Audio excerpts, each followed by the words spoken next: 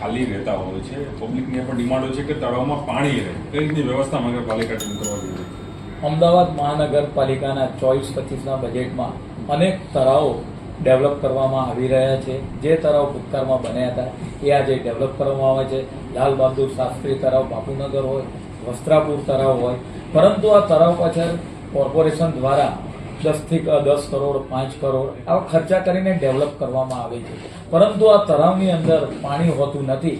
તો આજે જે મળેલી સ્ટેન્ડિંગ કમિટીની બેઠકની અંદર આ તળાવમાં 12 માસ પાણી જોવા મળે એ માટે ચોમાસા દરમિયાન તો સ્ટ્રોમ વોટર લાઇન દ્વારા આજુબાજુમાં પાણી આવતું હોય છે તળાવમાં, પણ આ પાણી નીચે ગ્રાઉન્ડ લેવલમાં જતા તળાવ સુકાઈ જાય છે. તો પરિણામે આ તળાવોની અંદર આગામી સમયગાળા દરમિયાન એફટીવી પ્લાન્ટ બનાવવામાં આવશે. પરિણામે બાજુમાંથી જે પસાર થતી ડ્રેનેજ લાઇન હશે એ ડ્રેનેજ લાઇન આ એફટીવી પ્લાન્ટની અંદર પાણી શુદ્ધ કરશે અને એ પાણી એનજીટીના નોર્મ્સ પ્રમાણે તળાવની અંદર છોડવામાં આવશે. તળાવની અંદર છોડ્યા બાદ એ પાણી સ્વચ્છ રહે, નિર્મળ રહે એ માટે તળાવની અંદર એરેટરનું આયોજન, તદુપરાંત બાયોરેડિકલ એટલે કે બેક્ટેરિયા એની અંદર છોડવામાં આવે તો એ પાણી કાયમ માટે શુદ્ધ રહેતું હોય છે, નિર્મલ અને સ્વચ્છ રહેતું હોય છે. તો આજને આ સ્ટેન્ડિંગ કમિટીની અંદર આગામી સમય દરમિયાન તળાવો ખાલી ન રહે તે માટેના આયોજન બાબતની ચર્ચા કરવામાં આવી છે. પાણીમાં લીલની પણ પરિસ્થિતિ જોવા મળતી હતી, તેને લઈને કોઈ આદેશ કરાય? જે લીલ જોવા મળે છે એ દૂર કરવા માટે તેની અંદર તળાવની અંદર એરેટર મૂકવામાં આવે. પાણી જો વાઇબ્રેટ થાય તો ક્યારે લીલ જોવા મળે નહીં. તદુપરાંત અંદર જો બેક્ટેરિયાને હવે છોડવામાં આવશે એ ટેકનોલોજીનો અમલ કરવા માટે પણ અમદાવાદ મહાનગરપાલિકા આવનાર સમયમાં જઈ રહી છે. પરિણામે તળાવના જે પાણી છે એકદમ નિર્મળ અને સ્વચ્છ જોવા મળે. સર, વર્ષો પહેલા પણ આ તળાવોને ભરવા માટેનું એક આયોજન કરવામાં આવ્યું હતું, પરંતુ આ આયોજન પણ હવે કાગળ ઉપર રહ્યું હતું અને ફરીથી પાછું આયોજન કરાયું છે. આ વખતના બજેટની અંદર સ્પેશિયલ એફટીપી પ્લાન્ટ અને તળાવમાં પાણી રહે તે માટે સ્પેશિયલ આયોજન કરવામાં આવ્યું છે. એકલું પાણી નહીં પણ તળાવની અંદર સ્વચ્છ પાણી રહે, એની અંદર લીલ ન જામે એ માટેનું પણ આયોજન કરવામાં આવ્યું છે અને તેનું સતત મોનિટરિંગ કરવામાં આવશે. સીએનજી વેસ્ટ માટે પણ આજની સ્ટેન્ડિંગ કમિટીમાં ચર્ચા કરાઈ છે. કયા પ્રકારનું? સામાન્ય રીતે મકાનોના જ્યારે રીડેવલપ થતા હોય, રિપેર થતા હોય ત્યારે ડેબ્રીએસ જે ઉત્પન્ન થતો હોય છે તે ગમે ત્યાં કોર્પોરેશનનો પ્લોટ હોય, ખુલ્લી જગ્યા હોય અથવા તો રોડ ઉપર એ લોકો નાખી જતા હોય છે. પરિણામે જે લોકોને એક ચોક્કસ જગ્યાએ માહિતગાર કરવામાં આવશે એ જ જગ્યાનો ઉપયોગ કરવામાં આવે અને આવનાર સમયગાળા દરમિયાન એ જો ગમે ત્યાં નાખવામાં આવશે તો તેના વાહનો જપ્ત કરવામાં આવશે અને એના પર સ્ટ્રિક્ટ એક્શન લેવામાં પણ આવશે. ચોમાસું જ્યારે નજીક આવી રહ્યું છે અને ચોમાસા દરમિયાન જે ગ્રીન વેસ્ટ સોસાયટીમાં વધારે માત્રામાં ઉત્પન્ન થતો હોય છે, ઝાડોના ટ્રીમિંગ થતા હોય છે, પરિણામે સોસાયટીનો કોમન પ્લોટ હોય અથવા તો સોસાયટીની બહાર ગ્રીન વેસ્ટના ઢગલા જોવા મળતા હોય છે. આ ઢગલા જોવા ન મળે એ માટે આવનાર સમયગાળા દરમિયાન જે ટ્રીમિંગ બાદ જે ગ્રીન વેસ્ટ ઉત્પન્ન થાય તેનો ત્યાં ને ત્યાં ક્રશ કરવામાં આવે અને ત્યાં ચારકોલ પ્લાન્ટ ખાતે એને શિફ્ટ કરવામાં આવે.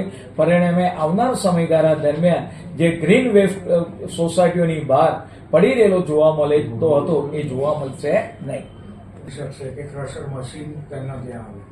સામાન્ય રીતે કોર્પોરેશનની 155-303 હેલ્પલાઇન પર જો નોંધાવશે, કમ્પ્લેન કરશે, જે રીતે કચરો ઉપાડવા માટેની કમ્પ્લેન ના આવી હોય તો કરતા હોય છે, એવી જ રીતે આ ગ્રીન વેસ્ટ માટે પબ્લિક કોર્પોરેશનના ટોલ ફ્રી નંબર પર કમ્પ્લેન કરી શકશે, લોકલ કાઉન્સિલરનો સંપર્ક કરી શકશે અથવા તો સ્થાનિક વોર્ડ કક્ષાના અધિકારીનો એ કોન્ટેક્ટ કરી આ ગ્રીન વેસ્ટના નિકાલ કરવા માટે સોસાયટીને મદદરૂપ થઈ શકશે.